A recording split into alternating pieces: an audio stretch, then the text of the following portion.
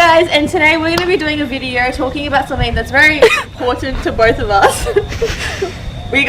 So today we're going to be talking about is like bin disposal and trying to see with different households and stuff like that how much of certain things they have, so whether it's like plastic or food scraps and things like that. So is that anything else? So, well, recently I've been doing research on the amount of food that Australian households are actually wasting, and it turns out to be a huge amount, technically 3.1 million tonnes a year, and most of them end up in landfill. And when the food end up in landfill, the food particles will eventually break down, and as they break down they release carbon dioxide and methane, which obviously increases the rate of global warming. For more information will be attached. Yeah, it will be in the description below. So without further ado, what are we doing right now? So today we are going to do a bin audit of my house and her house. It's not like a full bin audit, it's just based on this rubbish that we throw away and then how much, so this is 2 of the bins from each of our rooms, and we've been tracking about the stuff that we put in there over the past week. So we're going to see how much food we're actually wasting and how much inappropriate stuff we're putting in there. For example, plastic and things obviously that should have been recycled but it's end up in the general waste bin. So we're gonna start separating them, and you guys can see the time lapse of how it will look. And let's get started, shall we? Yeah. So we're all ready. These are our bins. So I've got my bin and I've got mine. Yeah. So let's get started. Yeah. Woo! That was so loud. Okay. I can already imagine the fans falling out, wondering what the heck are they doing?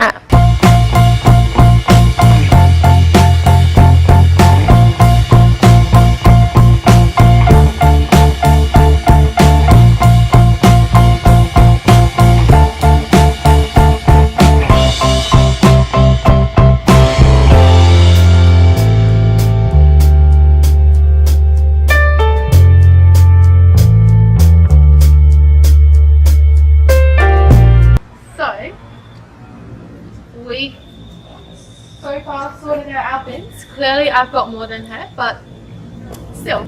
So let's take a look at my bin first. So as we can tell, well, I've got to admit that never eaten it. Just bought it because it was healthy, and then had one piece and it was gross.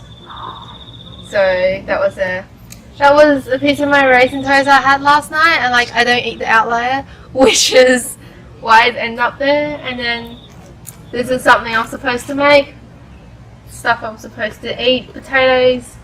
I don't know why potatoes in my bin, but So I don't think I've ever seen you eat a potato in my life. yeah, I mean they were healthy, so. But peaches, nectarine that I was supposed to eat, but still didn't get it. And then chocolate. Well, this isn't my favorite type of chocolate. No offense to anyone else. And then spare raisin toast. You see me rolling the potatoes. Banana donated by a friend. And then yeah. Okay, So that's my food scraps. Not particularly proud of that at all. And then general waste. Well, you've got a whole bunch of these, which obviously I'm a coffee lover, but recently I started buying coffee from actual coffee shops because I go out almost every morning, so I don't drink my morning coffee anymore. So these are just in my room and expired. Sorry. And then the amount of tissues is what you can tell, half of them are unused. And then I only use a little tiny bit and then I chuck it out. So yeah. And then now we move up to the cycle. Well, this is stuff that's supposed to be recycled. Obviously, well, I like to read, obviously, stuff when I'm in my room bored, and I like to see what's on sale. And from my room to the bin, it's just a very long walk, so I just put them in there. And then soft plastics, got some of these, which isn't too bad, but it's pretty bad just for one person a week. I can't imagine what it will be like for me to like for a whole year the amount of rubbish I would generate. Alright, so now we're going to go through what I had in my bin. So this bin hasn't been emptied for a week, so we're going to have a look and see what I produced in a week's worth of stuff. So first we're going to go to small items. So we have in the small items is different things like envelopes from different objects that I have. We also have like hair clip stuff, wristbands from the Barossa Valley and stuff like that. I got a job recently, so all the tags are coming up from that, receipts and anything like that. So and some whitening strips because I'm starting to do that lately. Alright, so now we're going to go to plastics. So as you can see, it's mainly foods and drink. So I drink a lot of milks, so which is here as you can see, and then there's a lot of chocolate wrappers and lolly wrappers and things like that. They're the main plastics I have in my bin.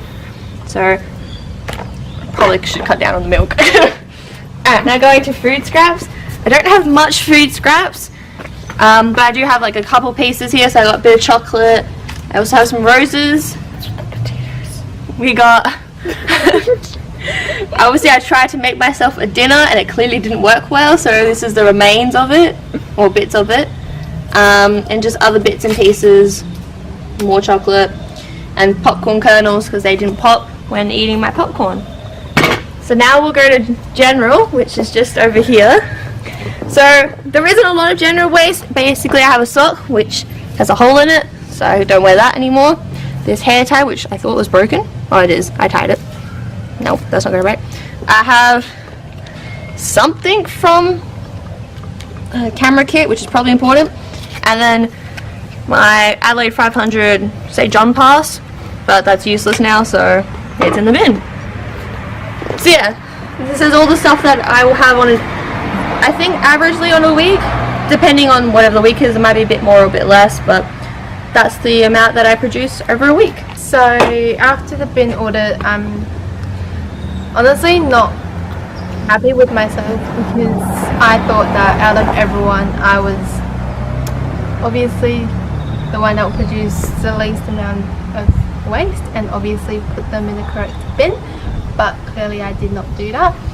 So I've also like to interview one of my friends who basically witnessed this bin audit, and based on what she saw I wanted to ask her some questions in terms of how we can actually reduce our waste. So this is Michelle. So as what you saw in there, we've got a whole bunch of like rubbish and a whole bunch of plastics that we, particularly the plastic bags that we could just obviously not use, wouldn't affect us like at all. So, and then other stuff. So what do you think would be like a possible strategy to? Well, the reduce, reuse, recycle is a very popular concept for people to. Hold on, mention food. Just mention food waste and how we can get rid of food waste. Okay, thank Well, you. the reduce, reuse, recycle concept is very popular, and when it comes, but especially when it comes to food waste, it's really important to sort of consider where your food is going to go and how much you can use. I know that at home myself, my mum constantly complains about, oh, we waste too much food and all that sort of stuff. So I feel like it has to sort of stuff when you're shopping. You have to consider what you're buying, if you're actually going to use it, and thinking, oh, well, I'm going to be healthy today, and I'm going to buy myself a peach and I'm going to actually eat it. It's probably not going to work because you're probably going to end up wasting it. So just thinking about what you're buying is a really important thing to consider. And do you think, so in terms of plastic, like maybe we can just bring like our own bag that we can, like normal bags that we can buy instead of using plastic bags would be a helpful strategy? Yeah, absolutely. I mean, plastic bags are so easy to get. You just, it's so, because of its availability, it's just so easy to just pick up another one. And it's like the thing that we have here in SA, the whole you have to pay to get a plastic bag. That's really good because it encourages people to bring their own things instead of constantly spending money. Whereas in other states, I know that like when you go for holidays, you buy food and they'll have one item for every plastic bag. Yeah, that is so true. Well, thank you for your time, Michelle, and like give us a moment. We'll actually put our bin rubbish that we sorted out in the correct bin, and we'll be with you shortly to talk about possible strategies that we can do to reduce food waste. Fun fact, did you know that all of your fruits and vegetables scraps can actually go in the green bin? So that's like your bin that has all your plant scraps and anything along those lines. They go to a separate area where they are actually sorted out and composed and are fixed up, so then it's actually better for the environment instead of going into your blue or red bin, depending on what bin you have, which will take a lot longer and will go to landfill, which then will build up and create more gases and stuff like that, which is bad for the environment. Support all your fruit and vegetable scraps in your plant/green bin, and that will help the environment. Okay, so we're back to talk about some strategies on how we, well, not only ourselves, our own families, and like for all of you guys, and how we should actually reduce the amount of food waste, as is not like a common thing that we hear, but like yes, but like hunger is actually like a hidden crisis in Australia, and we actually have a lot of people experiencing food insecurity every day. So it's very irresponsible of us for wasting food. Yeah, I agree. So I know that one thing I can definitely do in my household is that we like to cook a lot of meals at once, so then like we make a really big meal and then we will make smaller meals out of it, which is basically is what we do for every meal, so then we don't have to cook as often, so we don't have as much food scraps as others because they might be cooking fresh every day. So having like meal preparation, even if you cook your whole week's worth of stuff on a Sunday, it might cut down all the food scraps and things like that, because you're not having to buy fresh vegetables every single day. Because I know in particular, like the Woolies, the Woolworths that's not far from us, none of the vegetables are very fresh, or like the limited time that they are fresh. So having a meal that, yes, still has fresh vegetables and fruits in it, but you can make a lot of it and then maybe like freeze it, so then you don't have to waste as much like fresh vegetables and fruits, because as soon as you might buy something Monday, but then Wednesday they might be off. So you've got that small window to cook something with it, and you always don't.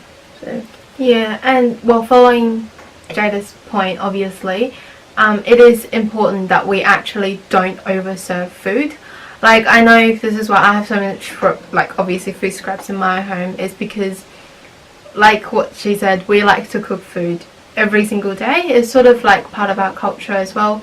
But then the thing is, right, it's really hard to control. Like, sometimes I'm hungry, so I'll eat more. Sometimes my parents may be hungry, so they might eat more. So we always make sure that there is enough food for us to eat.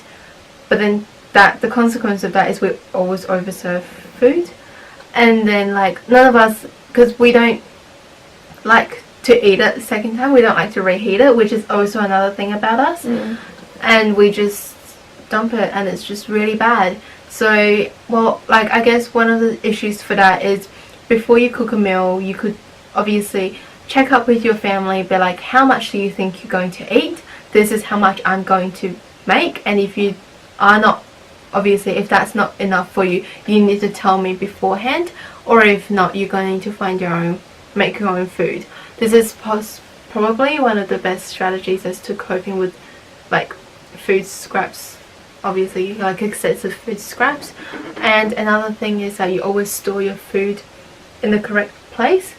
So obviously store it in the freezer where you can reheat it. That's such a brilliant idea. Like, so many people could benefit from that, and it saves time as well. Like, yeah, because then sometimes, like, I know if I have like a lot of frozen meals, I might take one to lunch for school, and like my dad takes one to lunch to work every day. So it's not like they're going to waste or getting like frostbitten or anything like that. They're constantly being eaten throughout different times, so it's always there, and they're always really helpful. Yeah, that is also really good. And something I've also noticed in my house is, like, in the fridge, like when we buy stuff from supermarkets, we put them in plastic bags.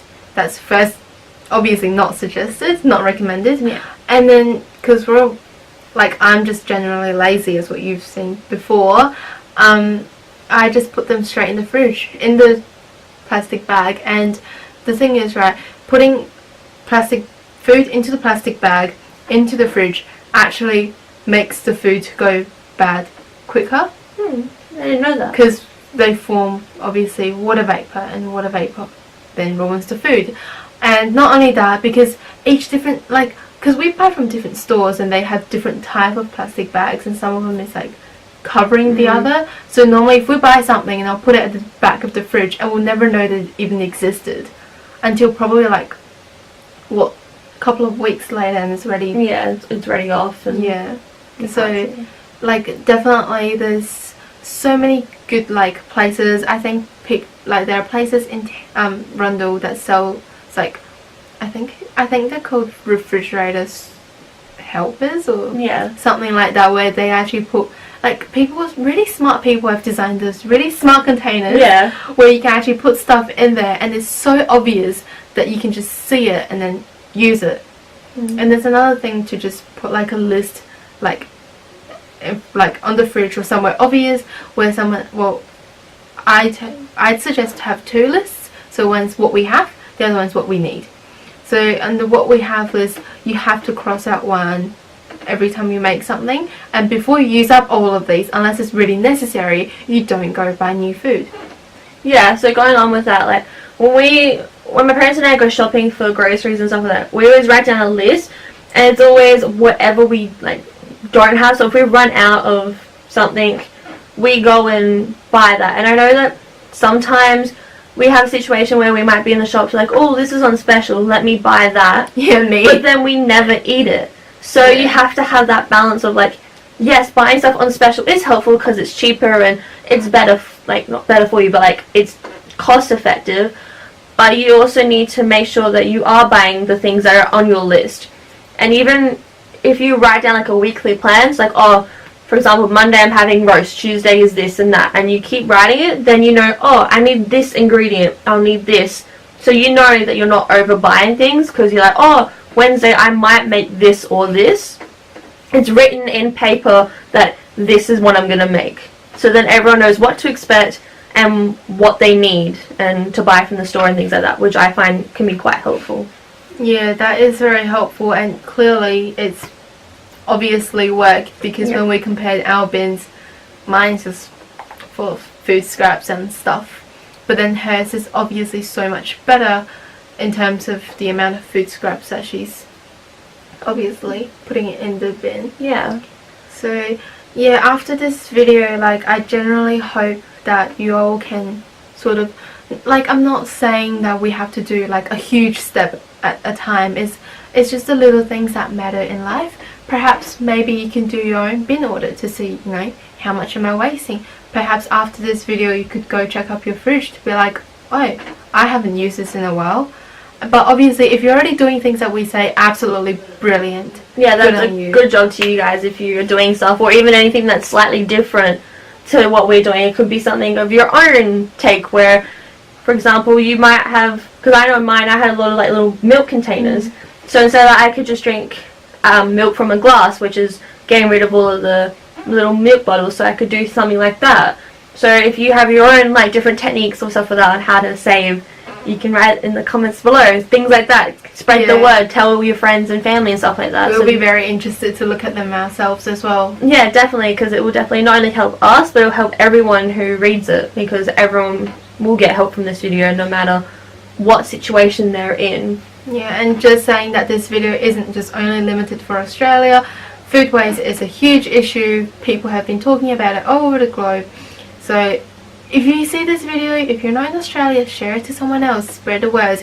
People need to know we need to help and save our environment to reduce obviously the rate of global warming, as what the scientists have been discovered recently. Fun fact, they've been saying that, you know, if we actually reduce our food waste, that may be actually the easiest and the quickest way to reduce global warming. And it's something we can all do, and it's not that hard of a step. So for more information, I'll pop in down the description section. If you just want some like general information, there'll be some useful links that will take you suggesting how, like, exactly how to do a bin audit. And there's this other video that I absolutely love. It's called The War on Waste, published by the ABC News. ABC News. And it's absolutely amazing. I hope you guys all have time to check it out, and please just reduce the amount of food waste that we're generating at home. to help and protect our environment. Thank you.